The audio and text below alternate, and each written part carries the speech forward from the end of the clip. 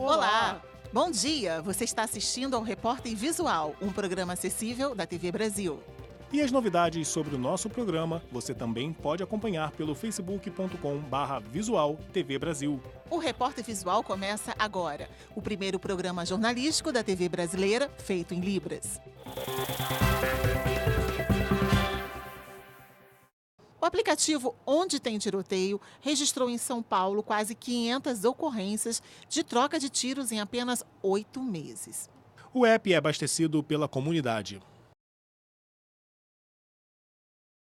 Para alertar em tempo real a ocorrência de tiroteios, Henrique e outros 3 amigos criaram o aplicativo Onde Tem Tiroteio, que funciona no Rio de Janeiro há 2 anos. Eles recebem denúncias de confrontos e confirmam com moradores das comunidades em grupos de WhatsApp, antes de adicionar a informação no aplicativo. A gente está focado é o seguinte, está acontecendo um tiroteio, então a gente tem que avisar para que pessoas que estão nas proximidades não se machuquem. Nosso foco é o cidadão. Desde março, o aplicativo funciona em São Paulo. A Verônica mora na cidade vizinha de Itapevi e a violência na capital preocupa. Eu chego muito cedo aqui também, eu tenho medo, porque eu não conheço, né? Ao longo dos últimos 8 meses, o aplicativo registrou 482 ocorrências envolvendo tiro no estado de São Paulo, sendo 183 casos só na capital paulista. O bairro com maior número de denúncias é Itaquera, na Zona Leste, um dos mais populosos da capital. O que preocupa é a moto com 2 caras em cima e os caras andando devagarinho ainda. O ex-secretário nacional de Segurança Pública e especialista no tema diz que o tipo de violência em São Paulo é diferente do Rio. Ele defende que outros crimes deveriam ser divulgados em tempo real. Só seria útil se nós tivéssemos, por exemplo, uma divulgação que a Secretaria da Segurança não faz em nenhum estado, daquelas ruas que têm maior incidência em certos tipos de crime. Caso de agressões, roubo de celular, o furto de veículos. Pelo menos as pessoas tomariam um pouco mais de alerta nessas ruas, naqueles horários recomendados pela polícia. Porque os criminosos costumam praticar os mesmos crimes nos mesmos lugares. De cada 10 veículos no estado, ao menos 2 não estão em dia com os impostos, segundo o Departamento de Trânsito. A penalidade para infração inclui multa, perda de pontos na carteira de habilitação e apreensão do carro. A fiscalização do licenciamento anual de veículos é feita de forma escalonada. O Detran definiu que o documento deveria ser regularizado pelos proprietários de placas com final 1, 2, 3, 4 e 5 até 30 de junho. Já para os finais 6, 7, 8, 9 e 0, o prazo foi 31 de julho. Para obter o licenciamento, o condutor precisa estar em dia com os seguintes tributos: Imposto sobre Propriedade de Veículos Automotores, o IPVA. Seguro obrigatório de danos pessoais causados por veículos automotores de via terrestre, o DPVAT. A renovação do licenciamento anual do veículo, além de multas de trânsito e ambientais. Mesmo sabendo da fiscalização constante, alguns condutores deixaram o pagamento para a última hora. Conseguiu acertar esse ano? Ixi, nenhum. Nem R$1. Nada. Todo mundo sem dinheiro. De acordo com a tenente Rosmarie, ações acontecem para coibir a infração que é considerada gravíssima. A gente fiscaliza através das blitz, ou se ocorrer algum acidente, a gente verifica a documentação também e o veículo pode ser também apreendido por causa disso, né? E também abordagem normal. Então, tranquilamente a gente já está abordando, se o veículo estiver com a documentação atrasada, é feito normalmente o serviço, né, da parte de trânsito. Além de somar 7 pontos na Carteira Nacional de Habilitação, o condutor tem que pagar multa de R$ 293,47 e a apreensão do veículo. Estar em dia com a Secretaria da Fazenda é alívio para muita gente. Não tem problema com as polícias, né? É certo, né? Venceu, pulou um ano, tem que pagar, senão complica. Você não tem problema com ninguém, você fica com consciência limpa.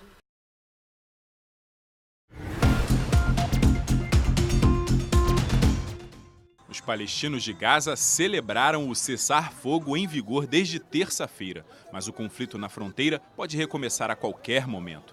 Um dos líderes do Hamas propôs um cessar-fogo se o ministro da Defesa israelense, Avigdor Lieberman, fosse demitido. Ele deixou o cargo no dia seguinte. Esta semana, os bombardeios aéreos em Gaza deixaram 7 palestinos mortos.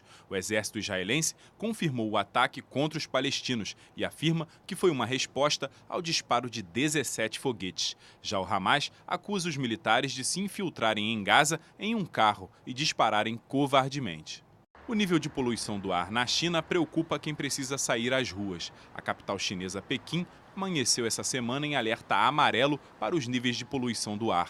Este é o mais leve de 3 níveis de alerta, mas já é o suficiente para que os chineses saiam às ruas usando máscaras. A poluição piora sempre no inverno no hemisfério norte, já que a queima de carvão é uma das principais fontes de energia no país. Morreu nos Estados Unidos o maior nome dos quadrinhos, Stan Lee. O criador de personagens como Homem-Aranha e X-Men foi homenageado por fãs na Calçada da Fama em Los Angeles.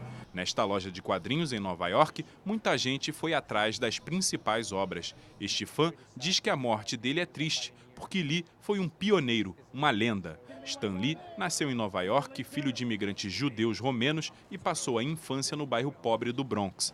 Foi criador e co-criador de dezenas dos heróis mais conhecidos: Homem-Aranha, Homem de Ferro, X-Men, Doutor Estranho e Capitão América. Suas aparições em todos os filmes da Marvel Comics já eram aguardadas pelos fãs. Um toque pessoal em cada produção. Nas redes sociais, a concorrente DC Comics disse que Stan Lee mudou o jeito de olhar para os heróis e os quadrinhos modernos sempre levarão sua insubstituível marca.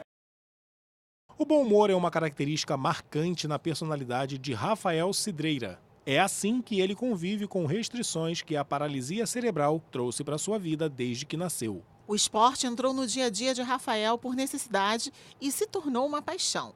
Essa história é a 3ª da série Superação.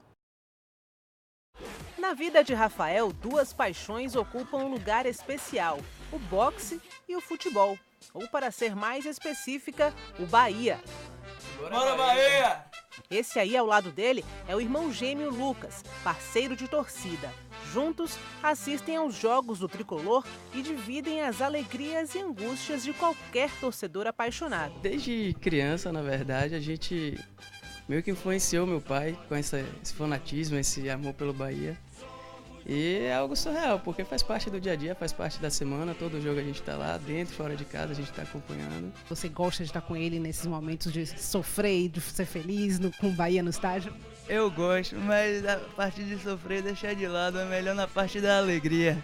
Enxergar a vida com um olhar positivo é uma postura constante de Rafael, mesmo com as limitações com as quais convive. Ele foi diagnosticado com paralisia cerebral ao nascer, mas a luta pela vida começou na barriga da mãe. No 5º mês e meio, mais ou menos, eu tive que ficar hospitalizada porque eles queriam nascer logo. Então, foi um processo que eu tive realmente de ficar recebendo poucas visitas, né? Eu tive pré-eclâmpsia, então, além do pré-eclâmpsia, polidrames e insuficiência renal. Então, realmente, eu tinha que ficar segurando eles. E eles nasceram de 7 meses. Como todo prematuro, eles passaram por fisioterapia, né? Sendo que Rafael só pôde começar com 3 meses. Porque com 2 meses se descobriu que ele tinha hérnia inguinal. Ele nasceu estrábico, então teve que usar tampão, eu tinha que fazer os exercícios. E durante a vida dele, ele passou por algumas cirurgias, né? Refluxo, 2 cirurgias grandes em São Paulo, para justamente facilitar a coordenação motora, né, dos membros inferiores.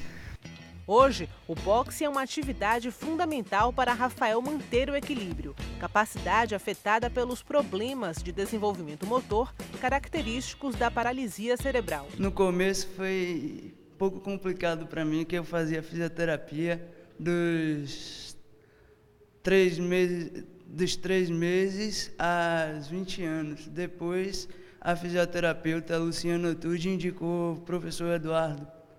Aí eu comecei a fazer.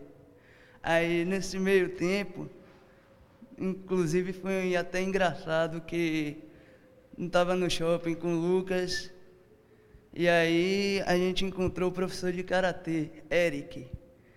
E aí eu comecei a fazer o karatê. Tive que dar um tempo no boxe por conta dessa atividade. E aí eu continuei fazendo. Aí fui parar esse ano, que eu fiz 3 anos e meio de karatê, conseguindo 11 medalhas e um troféu.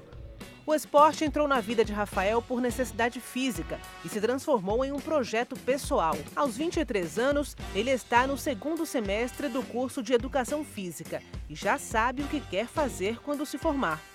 Ou ser parceiro do professor Eric com o IBKA, ou ser parceiro de Eduardo em alguma academia. Rafael já praticou capoeira e natação, mas foi no karatê que ele percebeu que poderia competir e vencer. Essas medalhas foram conquistadas ao longo de 3 anos e meio em competições por todo o país. E agora, quem sabe, o boxe proporcione também mais títulos para esse campeão. Rafael significa curado por Deus. Então, ele realmente foi curado por Deus, porque ele tinha poucas chances de sobrevida. E eu acho que pegou também a parte da iluminação de Lucas, já que eles estavam na mesma placenta. Então, eu acho que Rafael é assim mesmo, é o jeito dele peculiar de ser, bem alegre, bem comunicativo, bem espontâneo. É um ídolo que eu tenho. Tem gente que diz que, na verdade, é o contrário, que eu seria o ídolo dele, mas o exemplo que ele me dá, acho que é muito maior do que eu dou para ele. Que exemplo é esse? De superação, de triunfo, de dedicação.